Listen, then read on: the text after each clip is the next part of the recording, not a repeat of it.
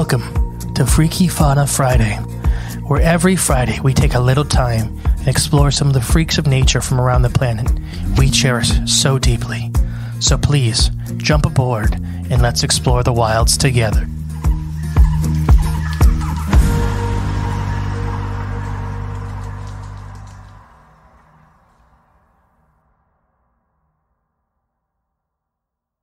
Welcome back to Freaky Fauna Friday. Woo! Woohoo! I'm the great and powerful Mr. E. And I'm Jay. And we're covering all kinds of goodies, but today specifically, we're covering my favorite fossil and my heavy opinions on it. Your favorite fossil? Mm-hmm. This is big. That's big statement there. Mm-hmm. The Triassic Cuddle. Ooh, okay. And there's heavy speculation on it, but I'm going to actually use modern-day wombats as an example of what I think actually happened here. Okay. So the two creatures in this are about similar sizes and very, very different. So this is two creatures, their skeletons are intertwined, but it seems to show no evidence of fighting. So there's that famous one with the Protoceratops and the Velociraptor. Yeah. They're locked in death, and a sand dune fell on them. Right, yeah. This doesn't show any evidence of that. This actually shows like these two animals are snuggled up against each other. I think you might have shown I showed you the videos on it and stuff like that. Like the cartoons Yeah. and whatnot? Okay. Because some people paint it a really positive and some people paint it like the first animal is a protomammal. So what that means is it's a creature that's sharing both, still some tributes to reptiles, but some mammalian stuff. Okay. So whiskers, they were either egg layers or some were given live birth at this time. The specific animal is a Thrinaxodon, which is, they're not very big, large cat. Okay. Both these animals think a large cat. Okay. 250 million years ago. That's kind of old. Yeah. So it's the end of the Triassic. And then Broomistega is the amphibian we're going to talk about. So the first one, think of it as more of a fox-like creature. Some people put them with fur, some people don't. We don't know a lot about the proto-mammals. Because, yeah, all we have is fossils. Yeah. And it's kind of hard to distinguish how far along the line they were between reptile and mammal. Okay. We figure most of them were warm-blooded, just the way their behaviors, how they were acting and stuff like that. Okay. With the food they were eating and stuff. They seemed to be much more active than a lot of reptiles. See, how do they know that stuff? From like digestive tracts and stuff like that. What, like they find it in their fossils? Yeah. Okay. Like you die with poop in you. Do you? Yeah. I always thought when you die, all the poop comes out. Well, yeah, but we're not swallowing whole bones. Oh, okay. Yeah, these guys are eating whole things.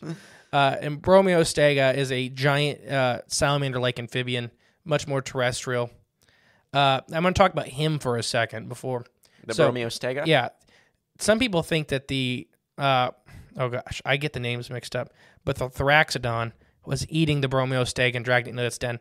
They're about the same size, and the Broomistega it's got a giant jaw. This is not like a salamander. This is more like a crocodile. Okay. It is an amphibian, but it's the big teeth, big jaws. These are when amphibians were just ending their rule. When they were, they were the monsters. Proto-mammals are pretty big too. But he did have several healing ribs at this time. So he would have been having trouble breathing and trouble walking. Okay. And we don't know we don't think the Broomistega dug dens. That's more of a proto-mammal thing. Okay. The world was ending. Literally, the giant floods, electrical skies. This is part of the Triassic when the sky was on fire in some areas. Okay. So literally hell on earth. Sky was on fire. Like literally there were sections of sky on fire. Whole forest would be gone overnight. It was crazy. It was insane. This is literally mass extinctions. Like the end of the Triassic mass extinction, it was very scary. It was a serious deal. Yeah. So how this is in a wetland, some scientists paint it that the Thrapsid would grab the Broomistega, dragged it back, was eating it. Some people think that basically it was a flood, a gigantic flood was happening, as like lightning was coming down everywhere. Yeah, and that the Broomistega forced his way into the den, even though it was an injured animal. But he needed somewhere to go. Right. And that's kind of where most people fall. And there's some that fall on the scale that they kind of took each other. Like it was scary. Like literally, it's hard to paint because humans have never lived through something like this as far as we know. Right. Yeah. At least anybody alive. when you look up and the whole sky is lightning and fire and gallons of like inches and inches of water coming down every minute. Yeah. Like, and this is an amphibian we're talking about. Yeah. It's scared of how much water is coming out. So they were both pretty frightened animals. Yeah. So wombats kind of have a fun thing. We noticed in the Australian wildfires a couple years ago, wombats are known for being grumpy, kind of not friendly mammals. Okay.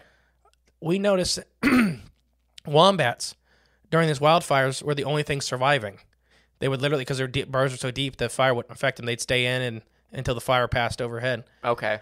There are video evidence, and biologists will argue about this, because I'm a big proponent that people don't give animals enough credit for intelligence.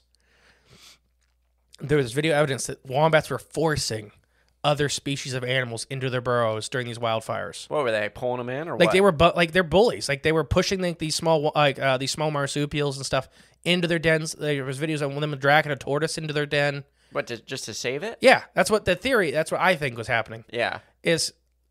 I don't know. You know, it's some kind of level of intelligence we don't give animals credit for. And wombats don't let anything in their dens. And then during these wildfires, there's a couple videos of them like forcing these like small wallabies and stuff like that into their dens, and like pushing tortoises into their dens, and like allowing snakes to come in and stuff like that. Yeah.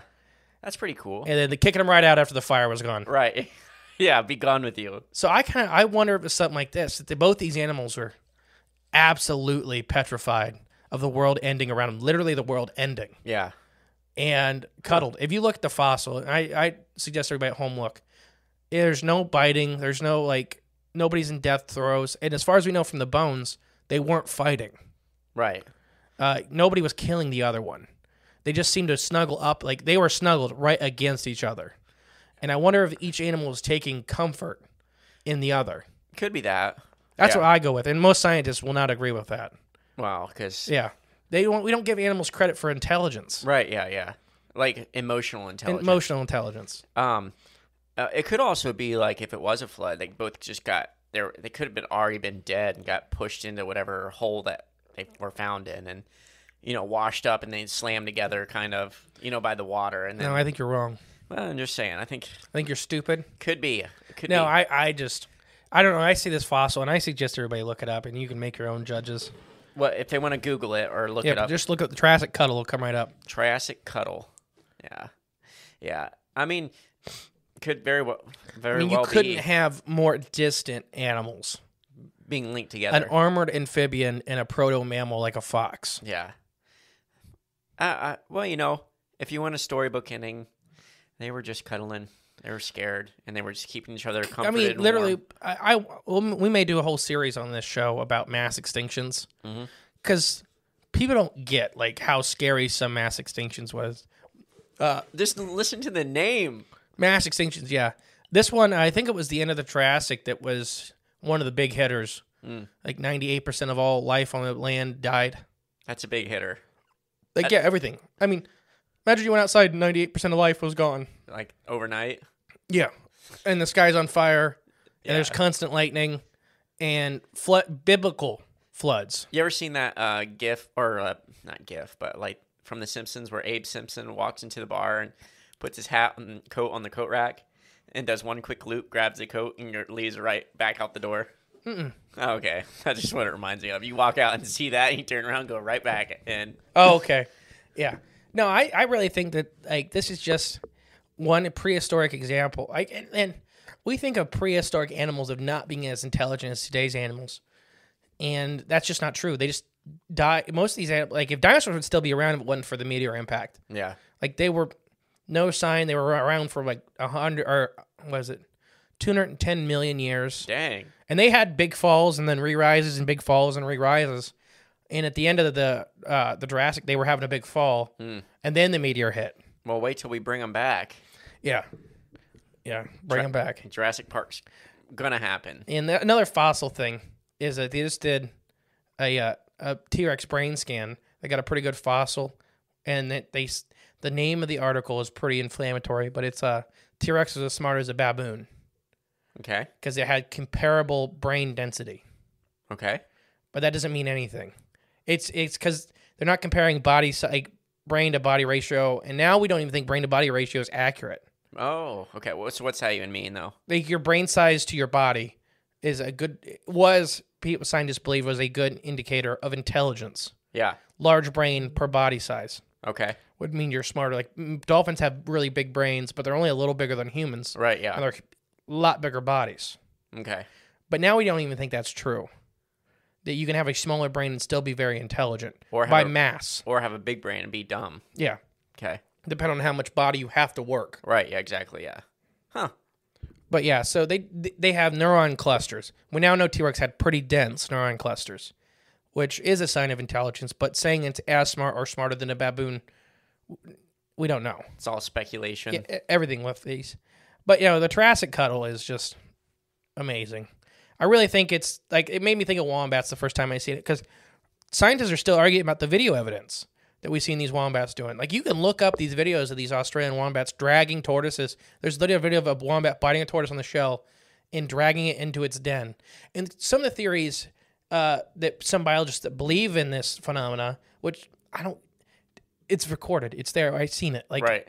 To say that, I don't know. To say it's not happening. And it was different animals, different wombats doing this. Yeah. Some biologists that believe in it think it's the wombat knows that after the fire, the environment needs to go on or it won't go on.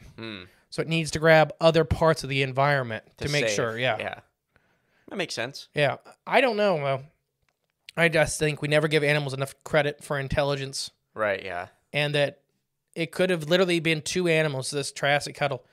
Amphibians are intelligent. I have a whole bunch. Mm-hmm. People teach them tricks and stuff like that. Literally, they train oxalots, do obstacle courses and stuff like that. That's pretty cool. They have some form of intelligence. And to think that literally in your little brain, the sky is on fire and the amount of water coming down is destroying everything. Right, yeah.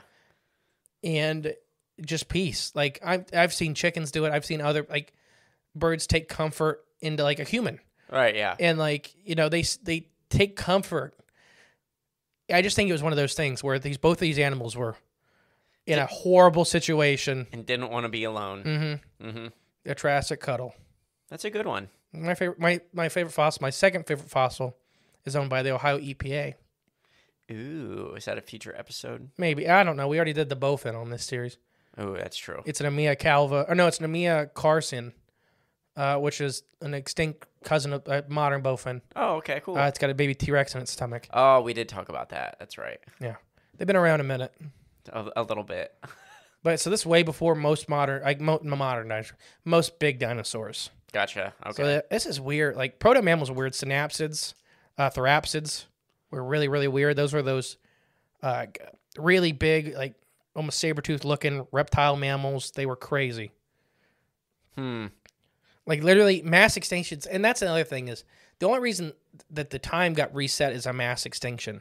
These animals didn't go extinct because they were out-competed. Yeah, it's... Every time. Dinosaurs would not have been out-competed. They were just destroyed. Yeah. Basically. And the thanapsids would not have been out-competed. Protomammals were amazing creatures. Maybe that's why they had to be destroyed. I mean, the world ends. It just does. Right, yeah. This next one is, my personal belief, will be sped up by mankind. No, you and your wild theories. But it just happens. It's what the Earth does. Oh, yeah, yeah. But, I think humans are part of the next one, which there's been other species that have been part of mass extinctions or causes of mass extinctions. Algae was one. Ooh. Killed the planet. An algae? Yeah. But that's pretty much it for Freaky Fauna Friday. So just for your positive note, I always like to end these ones on a positive note, going into the weekend and stuff like that. After we were just discussing mass extinction. Well, no, the Triassic Cuddle, I think, is a good example of intelligent wildlife. Yeah. Or wildlife that needs comfort. It's fossilized. Yeah. But just remember, go on your day, enjoy your weekend, spend time with your family, relax. I know the world's stressful, it's scary, but it's going to be okay. That's all I can tell you. It's going to be okay. All right. I've been the great and powerful Mr. E. And I've been Jay. And together we were Freaky Fauna Friday. Enjoy your weekend. Remember, if it's not good by the end, then it's not the end. All right. Bye. Bye. Thank you for listening to Freaky Fauna Friday. If you want to help the podcast grow, remember to share and give it a 5-star review.